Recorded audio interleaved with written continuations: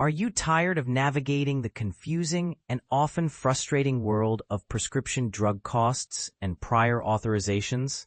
Well, a groundbreaking change is on the horizon, and it's set to transform how millions of Americans access healthcare. The U.S. Department of Health and Human Services, HHS, has just unveiled a regulatory reform that promises to make healthcare more transparent, efficient, and patient-friendly. But here's where it gets even more exciting. Starting October 1st, doctors and patients will have real-time access to prescription drug information, allowing them to compare prices, view out-of-pocket costs, and understand prior authorization requirements like never before. This isn't just a small tweak, it's a game-changer aimed at empowering patients and cutting through the red tape that often delays critical care. But here's where it gets controversial. While the reform is designed to prevent health insurers from blocking physician-approved treatments, it also raises questions about how insurers will adapt to this new level of transparency. Will they embrace the change, or will it lead to new challenges in the healthcare ecosystem?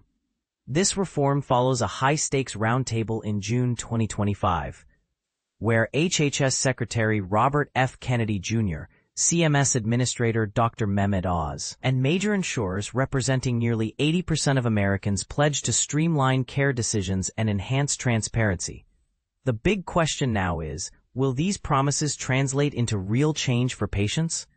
At the heart of this reform is the expansion of interoperability and the reduction of administrative burdens. The HHS final rule, spearheaded by the Assistant Secretary for Technology Policy / Office of the National Coordinator for Health Information Technology, ASTP-ONC, ensures that healthcare providers using certified health IT systems can submit prior authorizations electronically. This means providers can now select medications that align with a patient's insurance coverage and seamlessly exchange prescription information with pharmacies and insurers. And this is the part most people miss. By complementing CMS policies, the rule not only simplifies workflows, but also saves clinicians millions of hours and billions of dollars in labor costs, allowing them to focus more on patient care.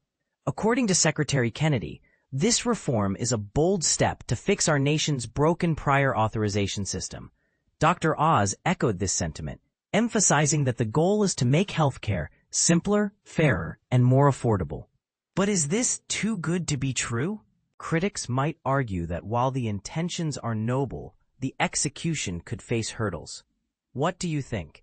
Will this reform deliver on its promises, or are there hidden challenges we're not yet seeing?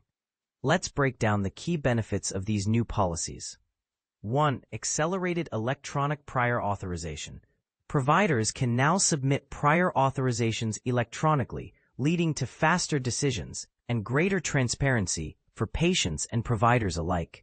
This alone could revolutionize how quickly patients receive necessary treatments. 2.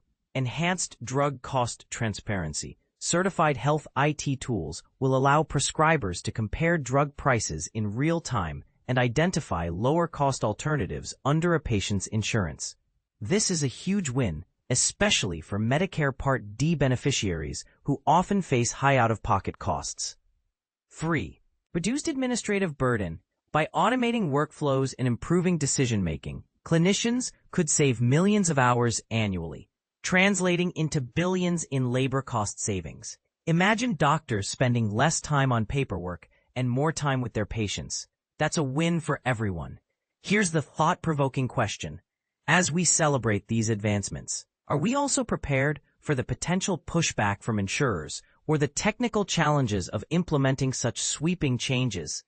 The HHS reform is undoubtedly ambitious, but its success will depend on how well it navigates these complexities. What's your take? Do you think this reform will live up to the hype, or are there pitfalls we should be discussing?